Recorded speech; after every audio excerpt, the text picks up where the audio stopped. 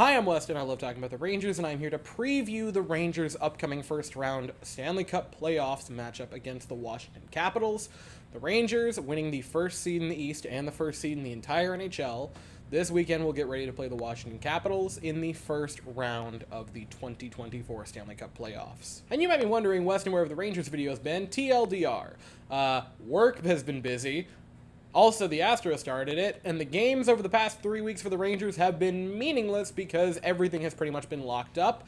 And go figure, it already was. They were played because they had to be, they were on the schedule, and I just couldn't get up for it. Now, the good news is, as the season got closer to the end, and as the playoffs were in sight, I got more and more amped.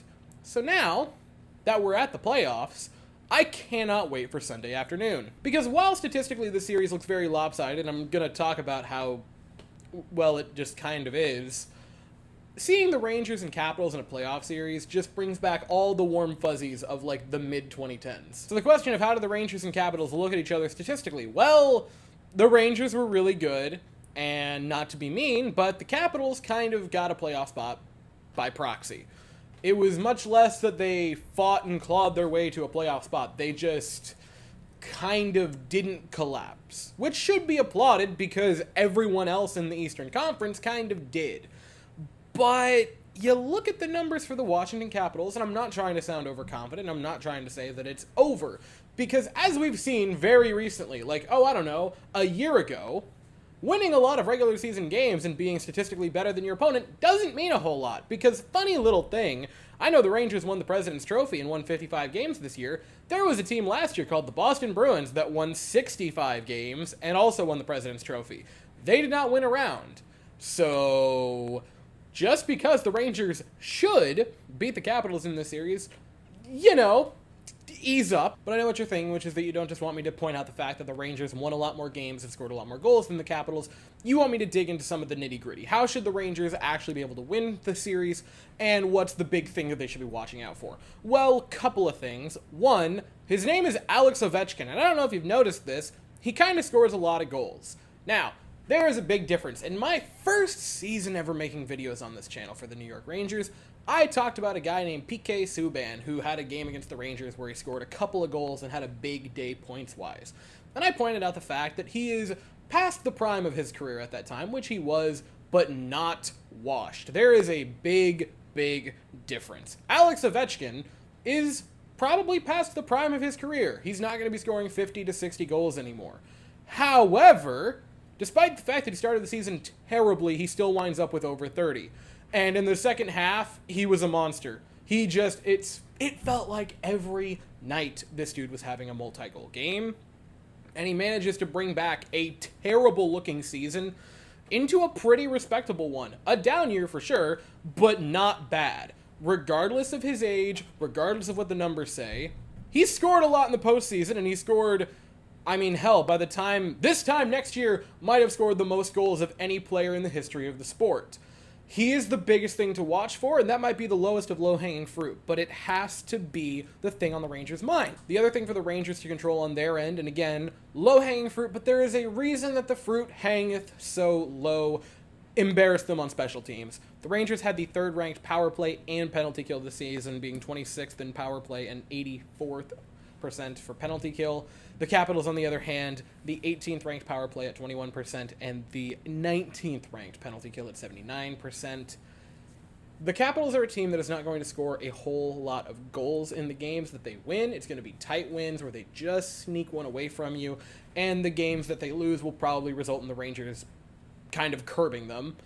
If anytime you are given one of those elusive power plays throughout the playoffs, you have got to capitalize on it, and you've got to make them look foolish while doing so. If you can get those, if you can get a power play goal in each of the games, I'm not even saying a lot, if you can just get that one extra goal on account that the Capitals are not going to be scoring a whole lot, we expect, obviously it's the big thing, that probably will do it. That's about all you'll need to get the clincher. And the massive thing to watch for on the Washington Capitals, and the reason that I don't think the series is an absolute watch, because I like him as a goaltender, Charlie Lindgren's kind of scary, man. Like, have you seen the mustache?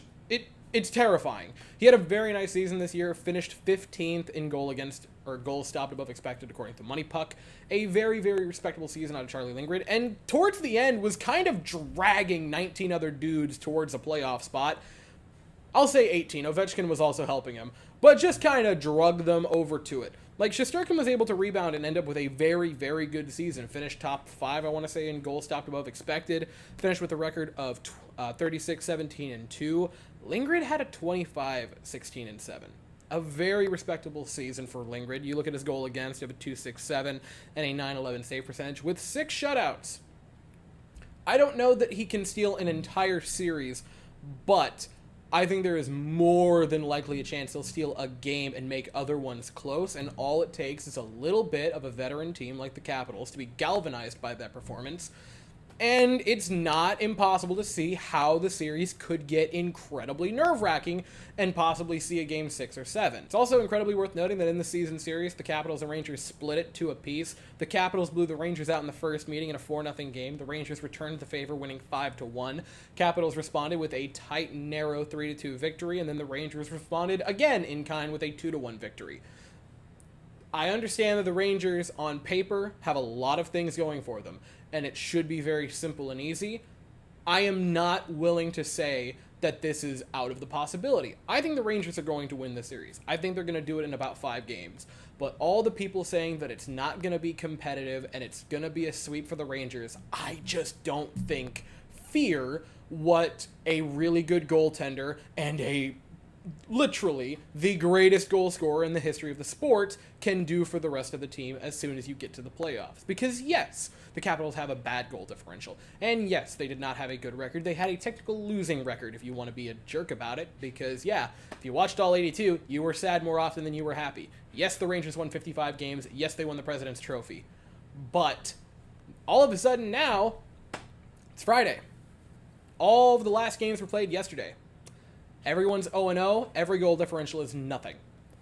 There are a lot of things and a lot of reasons why the Rangers should win this series. But the biggest mistake the Rangers can make heading into the series is being fat and happy, like they've been in the past. Now, the positive, I don't think the Rangers are going into the series fat and happy. Every comment, every mannerism this team has displayed throughout the season indicates that they are in fact really, really pissed off following last season. And I do think that this series will end up being a Rangers win. Again, I'm going to take them in 5 games, but I think at least 2 of those games the Rangers win are 1-goal games that Lindgren drags the Capitals deep into the night of. Now we sit just 2 sleeps away from the Rangers beginning their playoff run. First game will be Sunday afternoon at 3 p.m. Boo and hiss, by the way, on that one. Why is that not a primetime game at 8 o'clock? But I digress.